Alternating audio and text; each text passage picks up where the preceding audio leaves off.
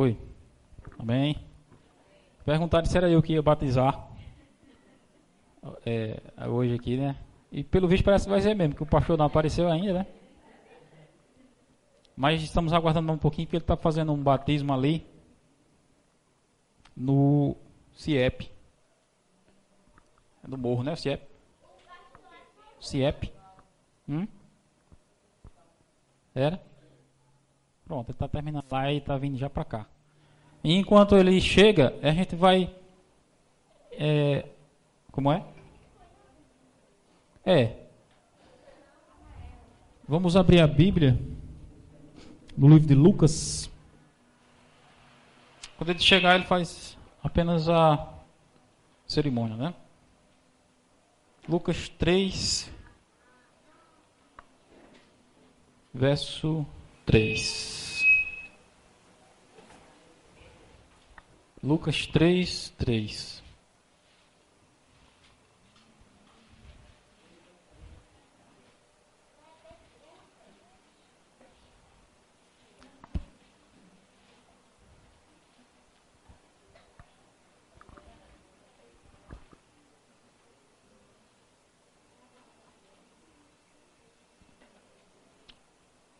Ele percorreu, não é assim que diz? Toda a circunvizinhança do Jordão, pregando batismo de arrependimento para remissão dos pecados. Era quem? Aí, João Batista. Ele percorreu toda a região ali da Judéia, pregando batismo de arrependimento. O batismo, ele representa isso, né? O arrependimento. Ele representa a morte e a ressurreição. Esse é o simbolismo do batismo, né? O batismo, o meu batismo, o seu batismo, você lembra a data? 2003, em abril, 2 de novembro.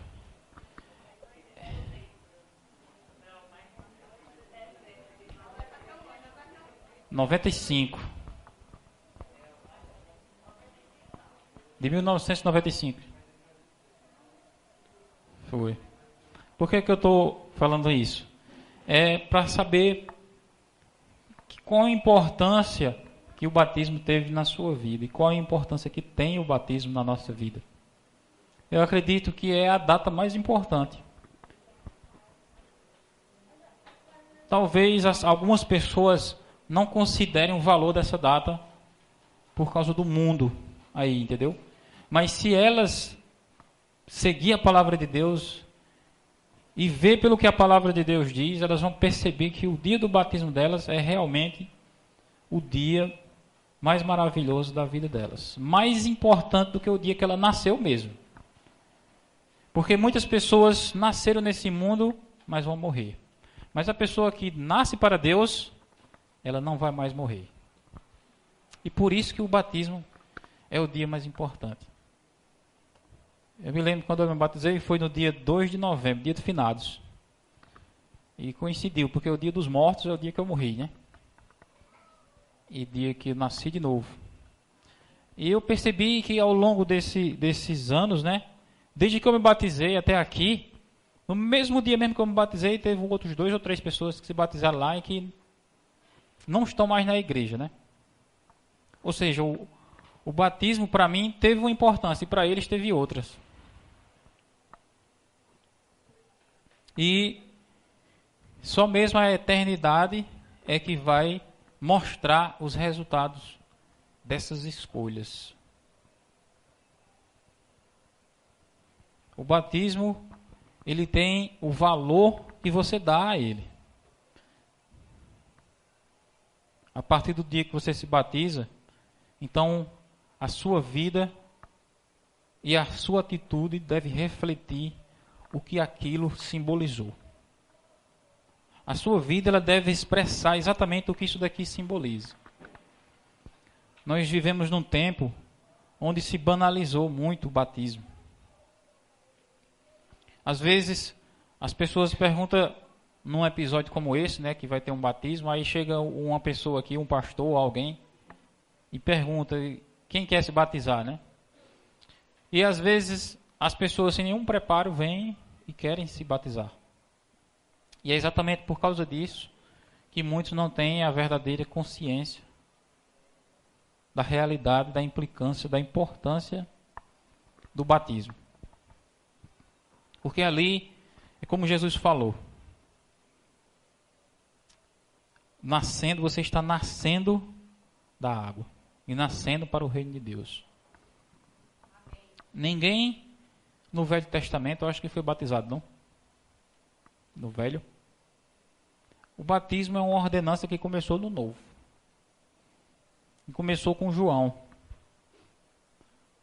Na mesma época em que João vinha batizando no Jordão, muitas pessoas se chegavam a ele ali pedindo para ser batizados. E João, como ele era muito espiritual, ele conseguia ler a conduta dessas pessoas. Teve um grupo de pessoas que chegou lá e se encostaram perto de João e disseram: a gente quer se batizar. Aí João olhou para elas e disse assim: raça de cobra venenosa, vamos embora daqui por causa de praga. Ele jogava duro. Era. Ele não era muito suave, não, gente. É. Os saduceus, eles queriam ali alguma influência, tá entendendo? Eles não queriam se arrepender. Eles queriam a influência de João, porque João estava juntando muita gente. E eles queriam aquela popularidade. Aí eles foram para lá exatamente para, de certa forma, puxar João para o partido deles. Aí João respondeu na mesma coisa: vocês são uma raça de cobra. Produzam fruto digno de arrependimentos. Não fiquem pensando que basta dizer que Abraão é o pai de vocês, porque eu digo a vocês que até mesmo das pedras Deus levanta filhos de Abraão. Produzir frutos dignos de arrependimento. Mas João é um cara que ele não era afetado pelo status e pela grandeza mundana, né? Ele não estava batizando as pessoas por interesse de nada. Era simplesmente porque ele estava fazendo a obra de Deus. E esse espírito que eu e você devemos ter quando nós entregamos a vida a Deus. Eu não sei vocês, mas algumas pessoas já me disseram assim: às vezes quando eu vejo uma pessoa se batizando, eu tenho vontade de me batizar de novo. É? Por quê? Porque a gente sente nesse momento a vontade de fazer uma nova entrega a Deus. Não é? E é exatamente isso que o batismo representa, né? Uma entrega a Deus. Nós entregamos a nossa vida a Deus. É uma confissão, é uma demonstração pública da sua fé que é oculta.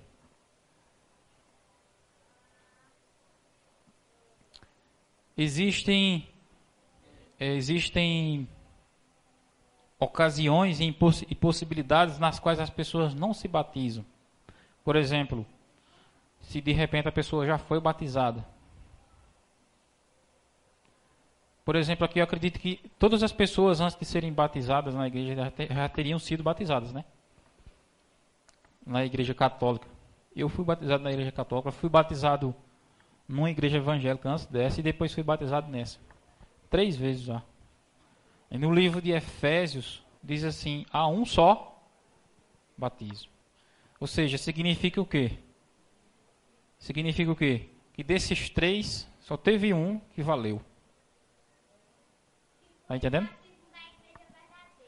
Não é nem da igreja verdadeira, é o batismo da sua fé.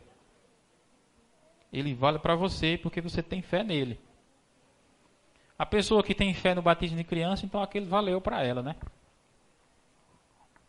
Mas talvez diante da palavra de Deus não valha, né?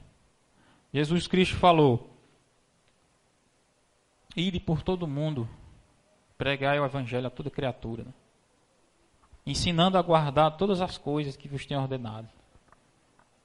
E batizando-as em nome do Pai, do Filho e do Espírito Santo. Quer dizer, Jesus falou que para você batizar alguém, você precisa ensinar. Ou seja, a pessoa precisa ser ensinada. Uma criança de 2, 3 meses não tem como ser ensinada de nada. Ou tem? Não tem como. Antigamente, na nossa igreja, era uma dificuldade para batizar alguém. As pessoas chegavam e diziam, eu quero ser batizado, e não podia. Eles tinham que passar a faixa de Gaza primeiro. Era uma luta. O pastor Luiz Gonçalves mesmo, ele conta o testemunho dele. Ele disse que começou a receber estudo bíblico. Ele recebeu 5 estudos. Quando foi no 6º estudo, ele disse, eu quero me batizar. Aí o irmão levou ele para a igreja. Ele disse, olha pastor, esse irmão aqui, todo mundo estuda ele, disse que quer se batizar. Aí o pastor disse, não, mas tem que terminar o estudo. Aí ele disse, mas eu já estou decidido, porque você não batiza logo. Aí era aquele, naquela época, entendeu? 80 e tanto. Hoje em dia, mesmo a pessoa sem estudo, já estão batizando. Isso aí é o que a gente leva a refletir o seguinte, né? A pessoa não recebeu estudo nenhum, mas chega para você e diz, olha, eu quero me batizar. E aí, faz o quê?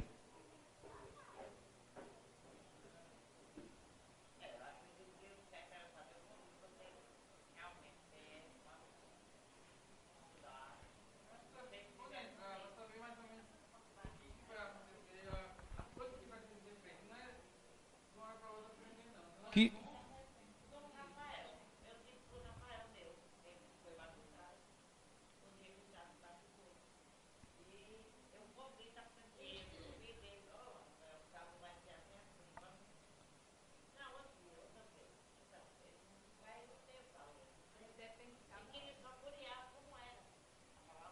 É. Mas só que às vezes a pessoa, mesmo assim, ela se batiza e fica. Sabia? Aí teve um cara lá, parece que foi um pastor, ele disse que se batizou de um empurrão. Ele estava empurrando, o cara chegou e escorou ele, caiu dentro do tanque e disse, não, eu já estou aqui dentro, vamos batizar. E hoje era um pastor. O cara, quando eu me batizei, ele contou essa história, né? Quer dizer, ninguém sabe. Às vezes você olha para a pessoa e diz, não, fulano não quer nada não. Pensa que não, fulano está mais salvo do que você. E às vezes você olha assim, não, fulano aqui é direito, não bebe, não fuma, isso aqui está pronto, pode batizar. E é um cabo que vive assistindo pornografia de madrugada na internet e você não sabe. Aí vem essas questões que se levantam, né? Só que a Bíblia no livro de Marcos, quer ver? Abra aí, Marcos 16, 16.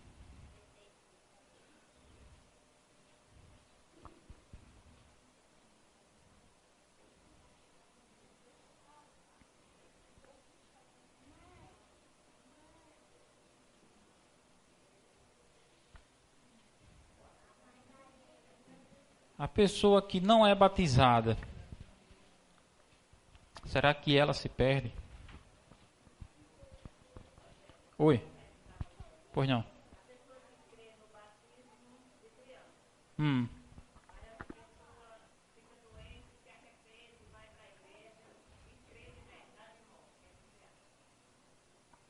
Vamos ver esse versículo, ele explica. Esse versículo aí que a gente vai ler, ele explica isso.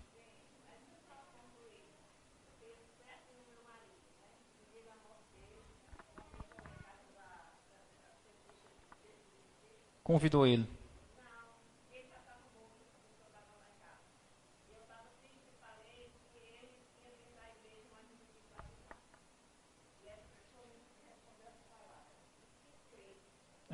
É exatamente o que esse versículo diz. É.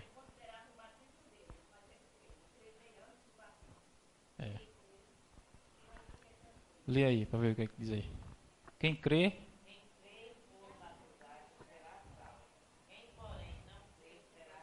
condenado. Quer dizer, esse versículo podia ser assim, né? Quem crê e foi batizado será salvo. Quem, porém, não crê e não for batizado, será condenado. Porque, assim, às vezes a gente tem uma ideia católica daquele negócio da extrema unção, né? Você está para morrer, aí o pastor chegou. Amém? Que a pessoa está para morrer e aí diz, não, tem que dar extrema unção para a pessoa se salvar. E do mesmo jeito, às vezes, um irmão está doente, eles vão batizar para se salvar. Mas, na verdade, não é necessário. O batismo é necessário para os que vão viver e não para os que vão morrer. Está entendendo? É exatamente isso. Olá, feliz sábado. Já estávamos lhe aguardando. E vamos exatamente agora dar prosseguimento. Agora vamos ver um louvor com o Genildo, né? Enquanto o pastor se prepara aí com o Odivan.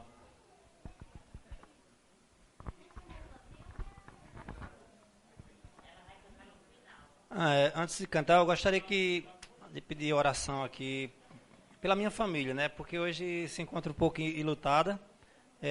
Um irmão meu, por parte de pai, ele faleceu ontem. Hoje à tarde será o sepultamento dele lá na cidade de Cacimba de Desterro. Então, vocês orem para que as pessoas possam entender da minha família, alguns que ainda não são adventistas, possam entender que a morte, ela não é inclusive nas minhas mensagens que eu escrevo, eu coloquei hoje, que a morte, ela virá para todo mundo, o fim virá para todo mundo. Mas o fim, só será o fim, ele não será um fim para aqueles que creem. É apenas o início da eternidade. Amém? Então, parabéns para vocês que nessa manhã se encontram aqui na Igreja de Deus, se preparando para essa eternidade. Que a cada dia você venha sentir mais e mais amor por estar na casa de Deus.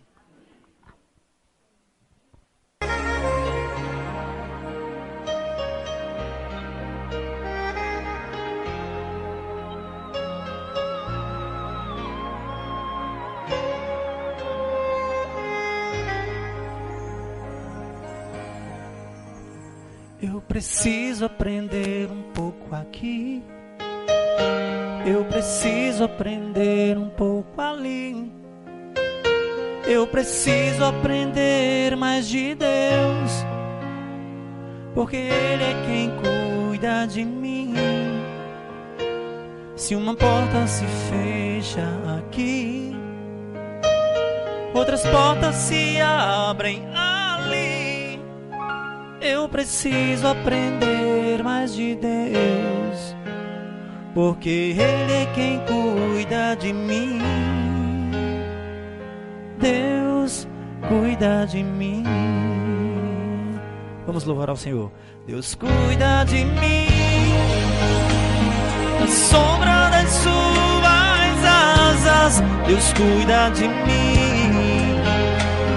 Eu amo a sua casa e não ando sozinho. Não estou sozinho, pois sei, Deus cuida de mim. Louve ao Senhor. Deus cuida de mim, nas sombras das suas asas. Deus cuida de mim. Eu amo a sua casa e não ando sozinho. Não estou sozinho, pois sei, Deus cuida de mim. Se na vida não tem direção, é preciso tomar decisão. Eu sei de alguém que me ama e me cuida e quer me dar a mão. Se uma porta se fecha aqui, outras portas se abrem ali. Eu preciso aprender mais de Deus, porque Ele é quem cuida de mim. Deus cuida de mim. E se você crer, louve esse nome. Deus cuida de mim, nas sombras das suas asas. Deus cuida de mim. Eu amo a sua casa e não ando sozinho, não estou sozinho, pois sei, Deus cuida de mim. Deus cuida de mim. Na sombra das suas asas, Deus cuida de mim.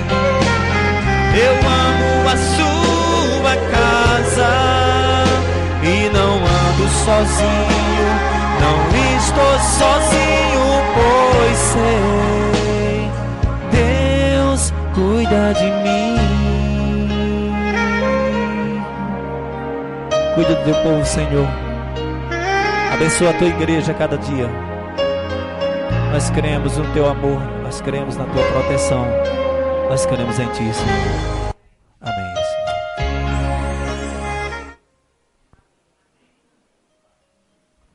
Amém. Feliz sábado, irmãos. Estamos em um local agradável, um local que Deus está conosco, os nossos amigos estão aqui. O cheiro aqui está agradável. Não sei se vocês estão sentindo a mesma sensação que eu, mas eu passei assim, eu senti um cheiro agradável. Isso é muito bom, isso é muito bom. Isso é uma maravilha. Eu espero que vocês consigam se concentrar aqui, mesmo com esse cheiro, com esse ambiente aqui. Temos aí uma mesa compartilhada que nós vamos participar juntos depois, né? Era da comida, era da comida. Temos ali as panelas, isso é bom, irmãos, isso fortalece a comunidade, né? Comer juntos, entre irmãos, isso é muito, muito agradável, é muito bom. Hoje temos uma razão a mais para, além de Deus estar aqui, de ser o sábado, almoçarmos juntos, temos uma razão a mais para estarmos felizes, porque hoje o irmão Odivan vai dizer assim, eu selo um compromisso agora com Deus que já tinha, e agora como um adventista do sétimo dia, né, irmão? Seja bem-vindo. O senhor já sabe, mas o senhor é muito bem-vindo aqui nessa casa, viu? Deus lhe abençoe muito. Vamos abrir a Bíblia? Eu lembro que, não sei se foi quarta passada, foi um dia que eu preguei aqui. Foi domingo, foi? Quarta. Eu preguei sobre Marcos. A gente vai continuar no livro de Marcos. Só que hoje capítulo 10.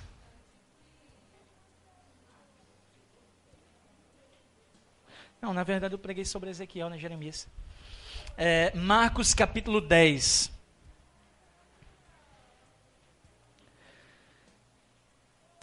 Quem achar diz amém. Eu acho uma coisa muito bonita quando a igreja está assim, cheia de gente. Isso é uma bênção. Todo mundo, né? Nós estamos vindo ali do Campuri Online, Desbravadores, lá do CIEP. Batizaram 8 desbravadores e um aventureiro, né? 9 pessoas. Um batismo muito bonito. Deus seja louvado pelas pessoas que batizaram lá, mas aqui o Senhor completa o número 10. Marcos capítulo 10 também. Nós vamos ver uma história, irmãos. Eu não sei se... Aqui tem gente que cozinha muito bem, né? Graças a Deus. Olha aí. Opa. Vai dividir? Vai dividir com os amiguinhos aqui? Isso. Então, o capítulo 10 de Marcos, no versículo, o verso 46 até o 52, vai me ajudar, né, Luísa? Deixa ela assim virada para mim. 46 ao 52, ele dá uma pausa em uma história, entra em uma outra história, sai dessa história e continua. Deu para entender? Quem é cozinheiro aqui vai me entender muito bem. Eu estava explicando isso em outra igreja e dizia assim, é mais ou menos assim, eu estou dando para vocês uma receita de bolo. E digo, olha, coloca farinha de trigo, ovo e dou uma pausa. E agora começo a explicar como se faz uma lasanha. Aí fecho a lasanha e volto para o bolo. A lasanha tinha o que a ver com o bolo? Nada a ver. A história de Marcos aqui é mais ou menos isso. Essa parte da história não tem muito a ver com o discurso que vem seguindo. Mas ele dá essa pausa, fala isso bem em um local que parece que não tem nada a ver, para alertar o povo de uma situação. E diz, olha, o Rogério já falou sobre batismo aqui, né? Eu vou falar um pouquinho sobre um assunto aqui que a gente já retoma e vem para aqui para o tanque. Mas aproveitar para abrir a Bíblia e falar com vocês também. Então, voltando a essa história, ela vai tomar um ponto aí, onde interrompe um discurso que vem, entra essa história, fecha a história e sai de novo e vai embora. Quando eu falo sobre Marcos, eu gosto de começar do capítulo 1, fazer um exercíciozinho de uma palavrinha que tem muito mencionado nesse livro, que é a palavrinha logo. Não sei se mencionei isso aqui outra vez, mas tem muita palavrinha logo. Logo, logo, logo, logo, imediatamente, rapidamente, logo, logo, logo. As coisas acontecem com muita pressa. E nesse ponto da história, a Bíblia dá um ponto, abre tipo um parêntese, que não é um parêntese, só uma ilustração que eu estou falando aqui. Fecha o parêntese com uma historinha e a gente vai pegar esse parêntese e vai meditar hoje aqui. É a história de um cego, o cego. Olha o que diz aí a história. Verso 46. Diz assim, e foram para Jericó. Quando ele saía de Jericó, juntamente com os discípulos e numerosa multidão, Bartimeu, cego mendigo, filho de Timeu, estava sentado à beira do caminho. E ouvindo que era Jesus, o Nazareno, pôs-se a clamar. De que forma que ele clamava? Jesus, filho de Davi, tem compaixão de mim. É o verso 47, né? E muitos o repreendiam para que se calasse, mas ele cada vez gritava mais alto e dizia o quê? Filho de Davi, o que mais? Tem misericórdia de mim. E aí vai, ele repete e aí vem alguém, segue, cala a boca, não fica falando muito não, fica em silêncio aí. Verso 49, a Bíblia diz o que aí? Qual a primeira palavrinha aí? Não, no versículo 49, a primeira palavra. Parou. Jesus parou. Enquanto todo mundo estava dizendo, olha, fica calado, uma multidão seguindo Jesus, Jesus para. Está caminhando, pá. Jesus parou. A gente sabe que não é só parar porque ele estava cansado, não era um parar porque ele, eu vou parar para tomar uma água. Ele parou por uma razão específica, que era um olhar assim, de compaixão para um homem que ninguém estava olhando. Ele para. Lembra, o livro de Marcos é um livro de pressa, urgência, logo, imediatamente, logo, mas em um momento, o que Jesus faz? Ele para. Por que ele para? Porque ele queria olhar para uma pessoa que ninguém mais estava olhando. Ninguém. Ele para. O livro de Marcos é um livro de compaixão, de amor, intensidade. Nesse momento que ele vê um homem sofrendo, Jesus, mais uma vez, ele faz o quê? Ele para. Para. Aí continua a Bíblia, verso 49, né? Parou Jesus e disse, chamai-o. Chamaram então o cego, dizendo, tem de bom ânimo, levanta-te, ele te chama. Verso 50. O cego estava lá parado, ele lança de si a capa, levantou-se de um salto, imagina a situação. Levantou-se de um salto apressadamente. Alguém vai me ouvir. E foi ter com Jesus. É lindo isso, né, irmã? Alguém levantando e indo ter com Jesus. Verso 51. Perguntou-lhe Jesus, o que você quer que eu faça? Respondeu o cego, mestre, que eu torne a ver, é o que eu quero ver, eu quero enxergar. É mais ou menos a pergunta assim, estou com sede, o que eu preciso? Estou com fome, o que eu quero? Imagina o cego, o que um cego quer? Ele quer ver. Jesus para e pergunta, o que você quer? Eu quero ver. Aí vem o último verso, 52. Então Jesus lhe disse, vai, a tua fé te salvou. E agora aparece a palavrinha, imediatamente.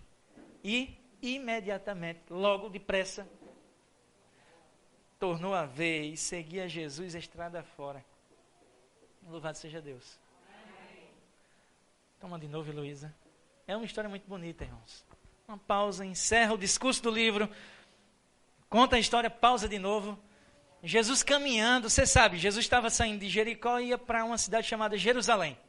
De Jerusalém, poucos dias depois, acontecendo coisas apressadamente, Jericó, desculpa. Em Jericó, acontecendo as coisas apressadamente. Em Jerusalém, o que ia acontecer com Jesus? Lembra o que ia acontecer com Jesus? Jesus ia ser crucificado. O pessoal lá em Jerusalém não ia receber Jesus tão bem quanto em Cafarnaum, quanto na Galiléia, quanto em Jericó. Jesus está passando por Jericó, encontra alguém, faz um milagre, mas ele está descendo para Jerusalém. Que o que ia acontecer com Jesus? Ele ia morrer, mas ele para. Para quê? Para ouvir alguém. E nesse parar, ele mostra uma realidade que está acontecendo que parece que muita gente não estava enxergando. Ele precisa mostrar, olha, tem alguém cego aqui. Tem alguém cego. Veja, em uma história que não tinha nada a ver com a história do cego, Jesus para e diz, olha, tem alguém que não está enxergando. Eu estou passando por Jericó, estou descendo para Jerusalém, muita gente me seguindo, mas parece que tem muita gente que ainda não enxerga o que está para acontecer. Por isso ele conta a história de um cego, olha, precisa enxergar. O que vocês querem? O que um cego precisa para ser realmente feliz? Precisa enxergar. O que o pessoal não estava enxergando, irmãos? O pessoal não estava enxergando que o tempo, a hora era chegada. A hora era chegada. De Jesus ser cravado na cruz e dizer, está consumado. O pessoal não estava enxergando. Ele dizia, olha, está vendo esse cego? É mais ou menos assim. Esse cego está ilustrando o que está acontecendo. Eu posso dar a vista, mas eu estou fazendo de tudo aqui, milagres, levantando coxos, mas a multidão não está enxergando. Eu posso dar vista a ele, mas eu estou fazendo de tudo para vocês enxergarem e não estão enxergando. Veja, eu estou falando vocês da Bíblia, não é vocês aqui, viu? Vocês lá na Bíblia. Já fiz milagres, já andei logo, já acalmei o mar, os discípulos estão do meu lado, eu multipliquei pão e aí vai. Estanquei sangue, libertei endemoniado, mas ainda tem alguém sem enxergar. Ainda tem alguém sem entender. Jesus conta uma história que não tem nada a ver para dizer, olha, ainda tem alguém que não está enxergando. A gente sai um pouquinho da Bíblia, volta para Patos, 2018, 15 de setembro, 11h25.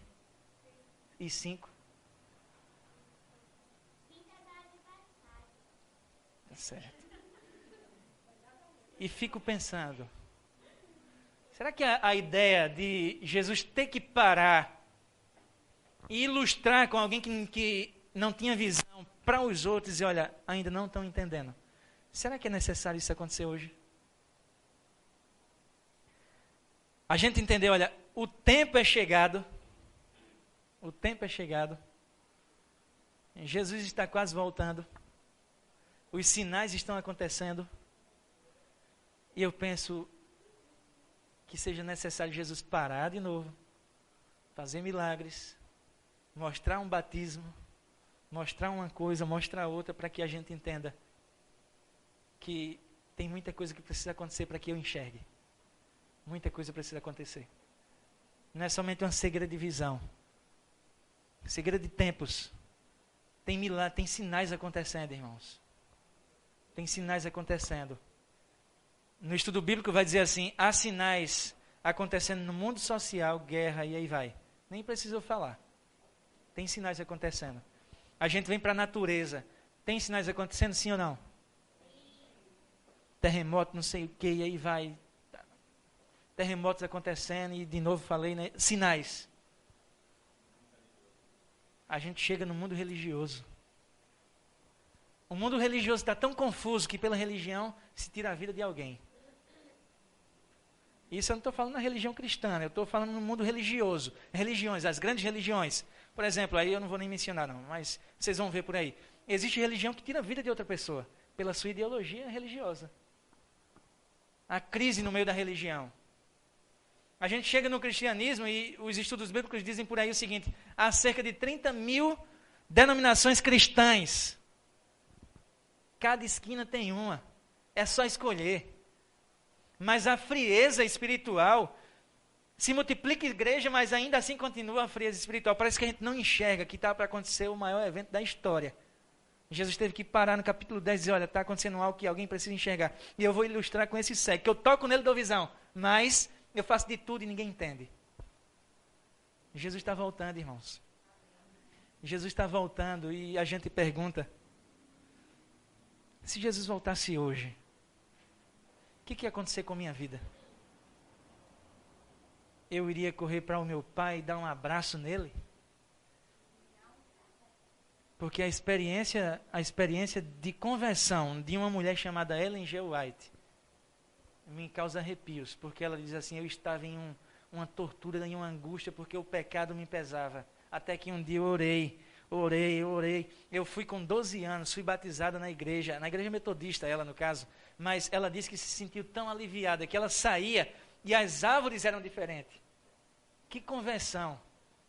Ela dizia que viu os homens conversando em assuntos triviais, mas ao ouvido dela, ela não queria saber de assuntos triviais. Ela entendia que aqueles homens só tinham razão para louvar a Deus, e ela louvava a Deus.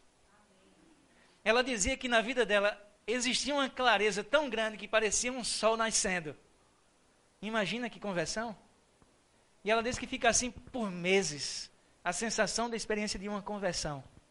Um mundo que está cego, apático aos sinais da volta de Jesus, um mundo religioso que está em declínio total. Jesus para e diz: olha, é preciso eu fazer mais alguma coisa para você enxergar? É preciso mais alguma coisa? Você sabe que quando Jesus voltar não vai ter atestado de religião e nem de denominação, né? Ninguém vai chegar para Jesus e vai dizer: olha, Senhor, eu sou adventista. E ele vai dizer: entre. Não vai ser assim. Não vai ser assim. Deus é um Deus que sonda corações, sonda pensamentos, que sabe as minhas intenções, que sabe se eu sou um cristão ou se eu não sou um cristão, que está em minha casa sabendo, eu tenho a atividade de um cristão, eu leio a Bíblia, eu oro a Deus. Nem muito menos eu vou poder tirar uma credencial do bolso e dizer assim: eu sou um pastor. Se eu não vivo o que ensina, irmãos, eu vou me perder. E a gente tem que estar atento a isso. Tem que estar atento a isso. Eu não estou colocando aqui um patamar de perfeição. Eu estou colocando assim, um trilho para a gente seguir. Que vamos cair, vamos deslizar, mas a gente olha para Jesus e diz: Senhor, tem misericórdia de mim. Ele diz: a minha graça, é a minha graça. E a gente levanta e continua. A gente desliza, ele diz: é a minha graça, levanta e continua. Agora, eu não posso viver indiferente ao que está acontecendo. Eu não posso viver como se Jesus não estivesse voltando hoje. Porque a qualquer momento o céu se abre, meu irmão. O céu se abre e ele volta. Diz Ivan Saraiva, se ele cumpriu todas as outras promessas, e tem até promessas ruins para ele, como por exemplo, morrer em uma cruz, ele cumpriu. Por que ele não vai cumprir uma promessa mais gloriosa?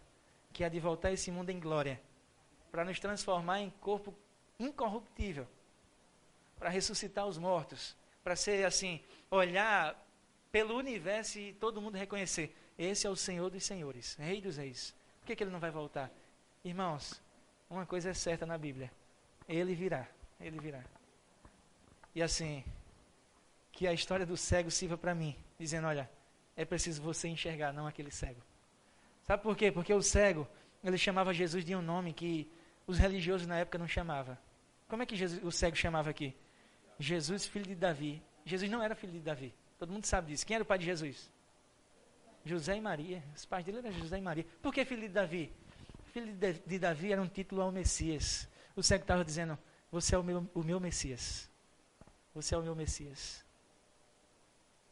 Enquanto quem via não entendia que ele era o Messias.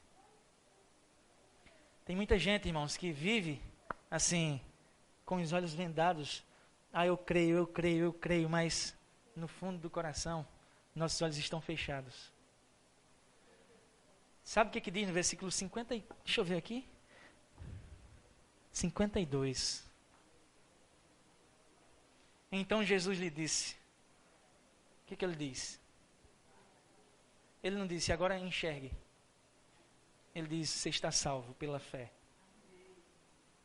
A maior necessidade do ceguinho não era ver, irmãos.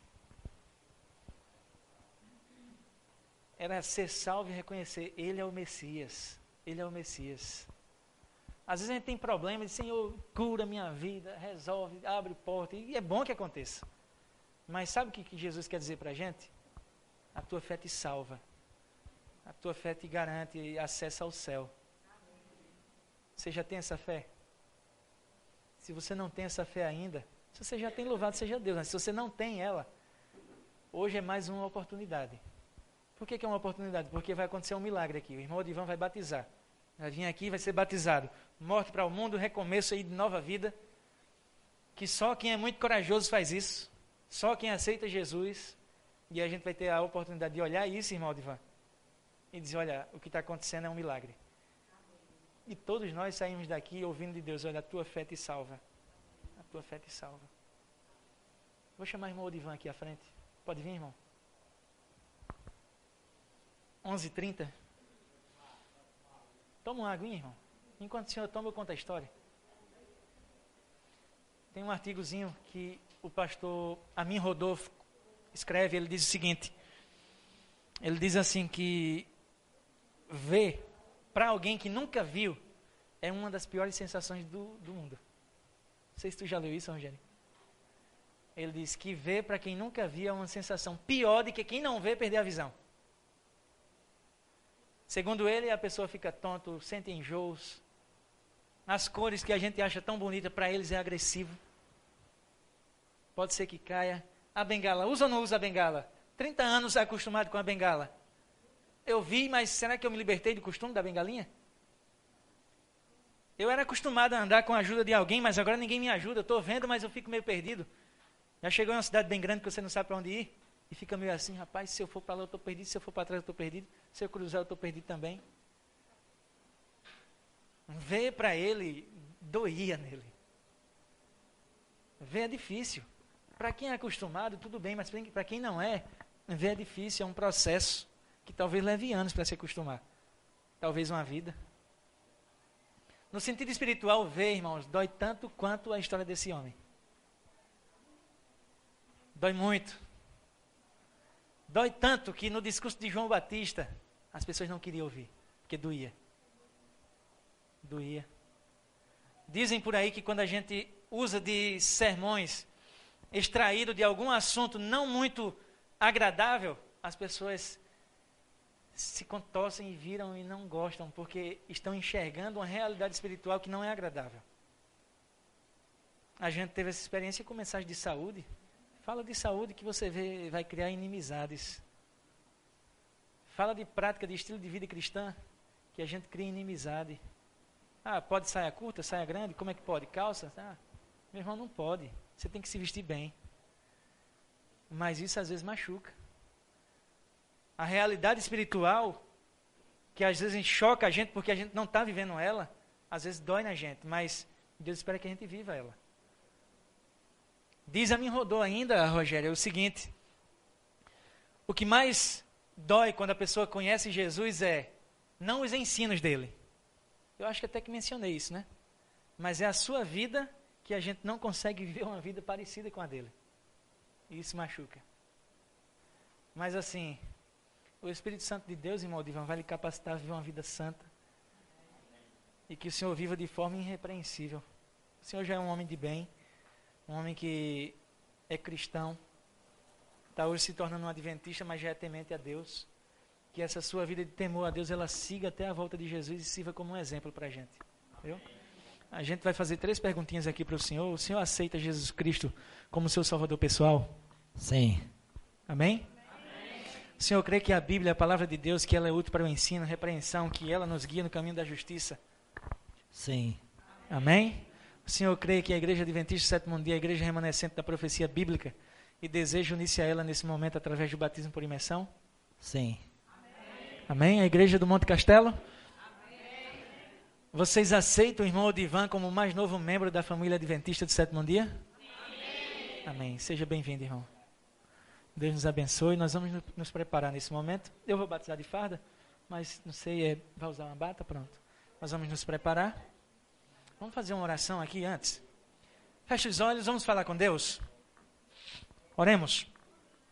Obrigado, Senhor, porque a Tua graça, ela continua ativa nesse momento, alcançando vidas, e hoje, precisamente aqui, o Senhor alcançou o irmão Odivan, e ele entrega a sua vida por completo ao Senhor para viver uma nova vida a partir de hoje até o dia que o Senhor voltar. Louvamos o Teu nome pela entrega do irmão Odivan. Fica conosco, abençoa a Tua igreja nesse momento. É o que te pedimos, Senhor, em nome de Jesus. Amém. Amém.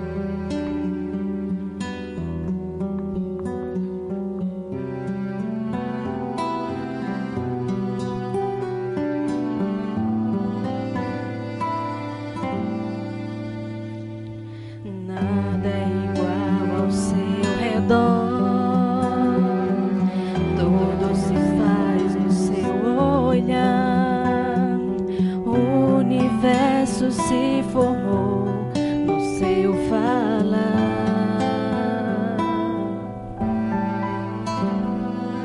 Teologia pra explicar,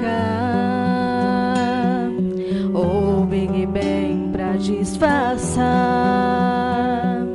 Pode alguém ter dúvida? Sei que há um Deus a me guardar, e eu, tão pequeno e frágil, querendo sua atenção. No silêncio encontro resposta certa então. Dono de toda a ciência, sabedoria e poder, oh, dá-me de beber da água da fonte da vida. Antes que o ar já houvesse, ele já era Deus, se revelou aos seus. Do crente ao ateu, ninguém explica Deus.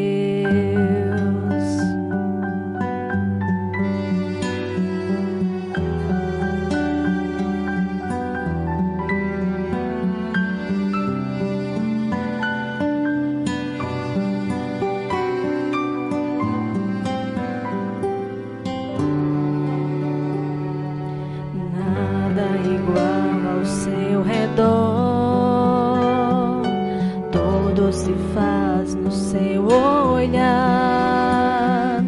o universo se formou no seu falar.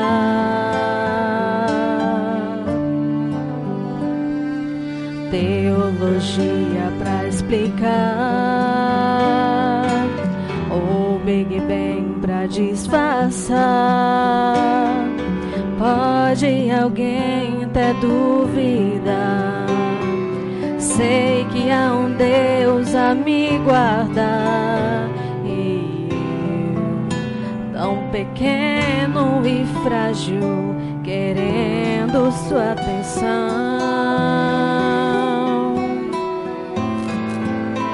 No silêncio encontro resposta certa então.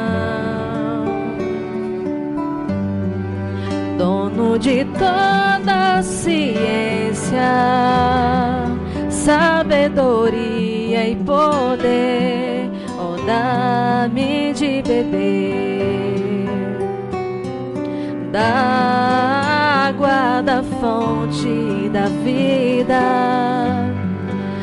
Antes que o ar já houvesse, ele já era Deus, revelou ao seu.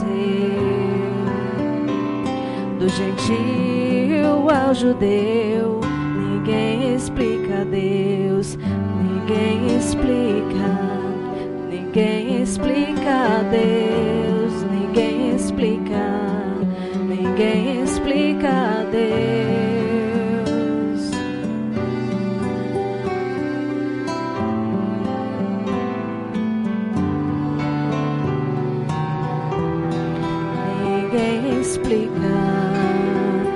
Ninguém explica Deus, ninguém explica, ninguém explica Deus.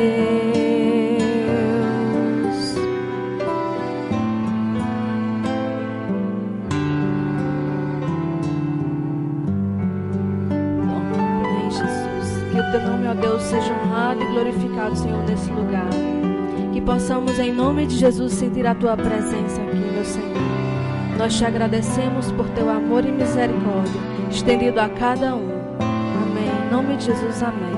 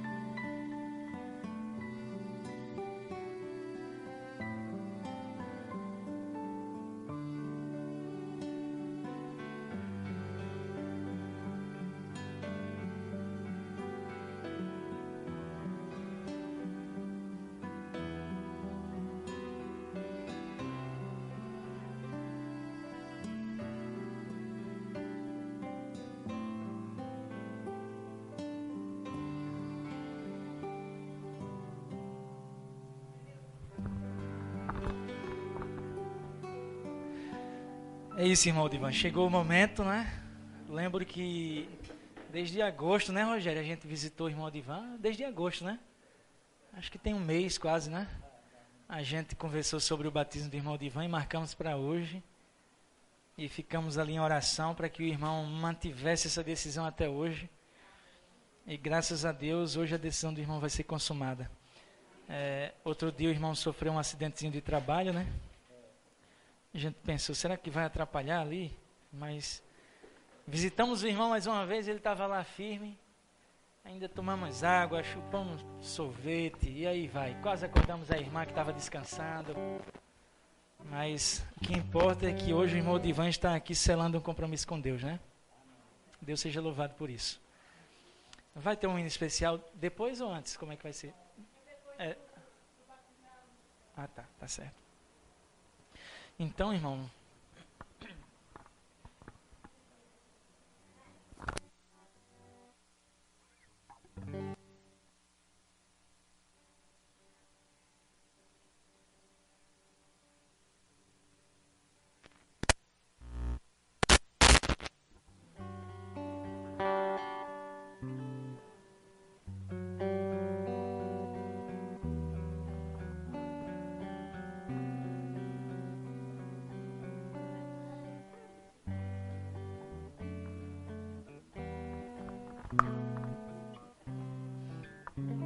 vamos falar com Deus antes do batismo aqui?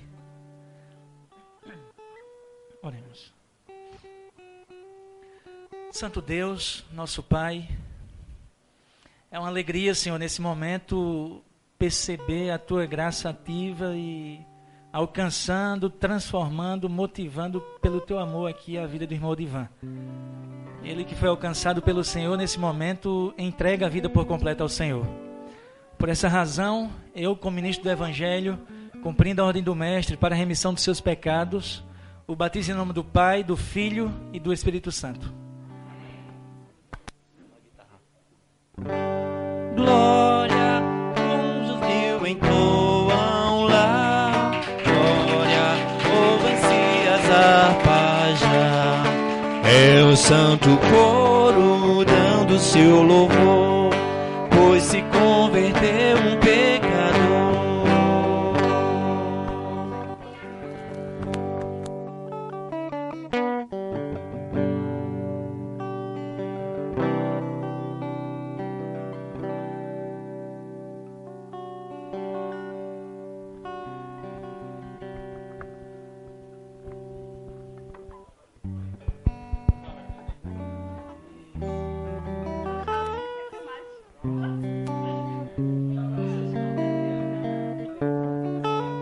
Muito bem, irmão. Deus seja louvado por sua decisão. Que essa decisão que aconteceu aqui, ela tenha uma durabilidade eterna aí, até Jesus voltar. Uma alegria para a Igreja Adventista lhe receber, viu? Que o Espírito Santo lhe capacite aí nessa nova vida. Amém?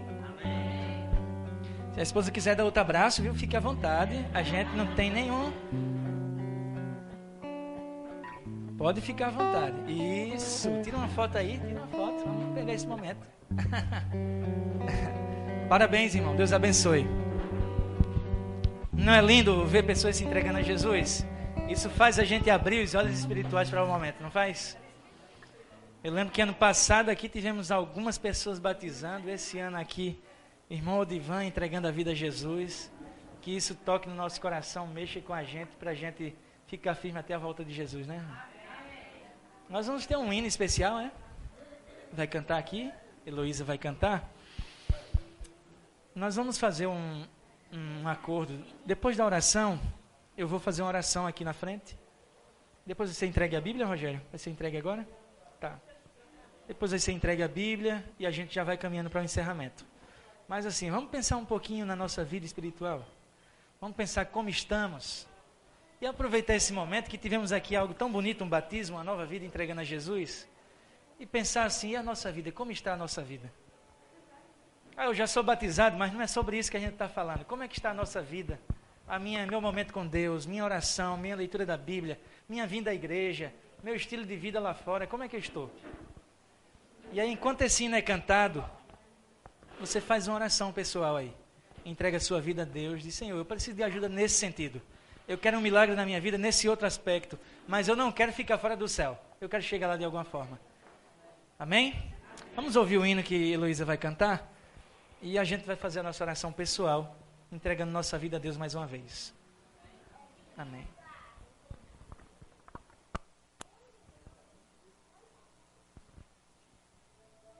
Enquanto o hino é cantado, você fica em pé, no final a gente ora junto.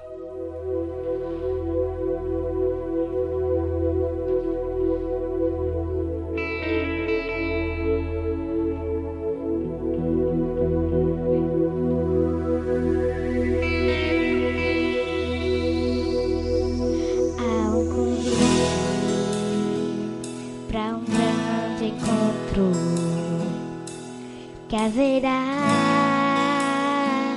entre os salvos, os que aceitarem serão bem-vindos nesse encontro além do rio, nos átrios de Deus há um lugar vazio que espera você. Esqueça tudo e vem saciar a sede da alma no rio da vida, nos atos de Deus. Siga a fé, é tão frágil, e a esperança te abandonou. Erga os olhos e contemple a luz que brilha nos atrios de Deus, nos atrios de Deus há um lugar vazio que espera você. Esqueça tudo e vem saciar a sede da alma no rio da vida, nos atrios de Deus.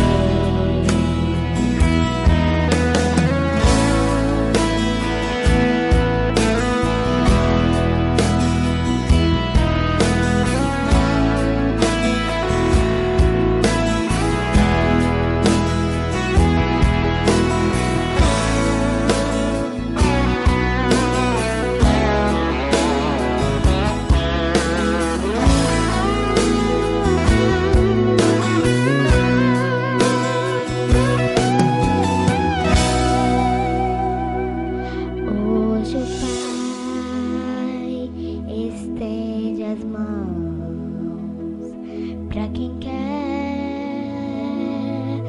aceitá-lo. O coração será liberto pela graça que vem de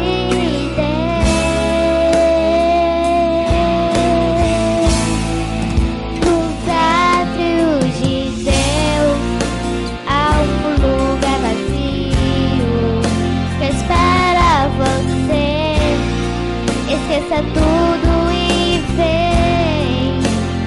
vem saciar a sede da alma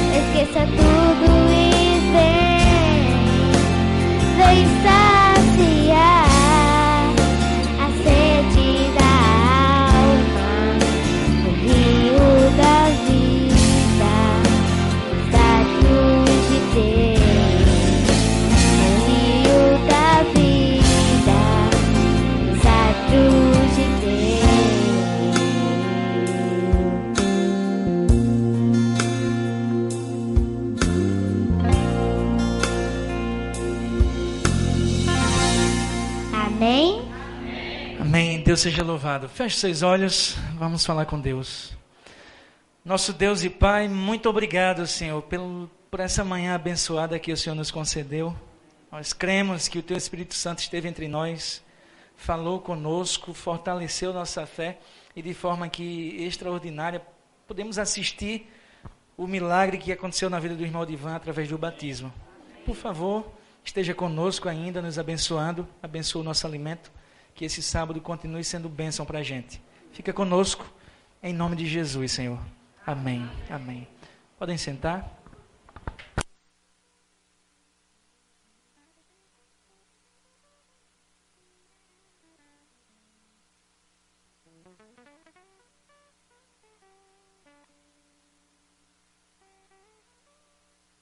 Agora convidamos a irmã Gorete para fazer a entrega do material aí. O batizando, ele recebe o certificado de batismo, né? Recebe uma Bíblia e a primeira lição do discipulado. Então seja bem-vindo à família de Deus, né? Que Deus abençoe sua família e que essa decisão seja para a eternidade. Está sendo registrado já aqui. Mais tarde vai estar no YouTube aí, viu? Para vocês acompanhar a cara de vocês aí.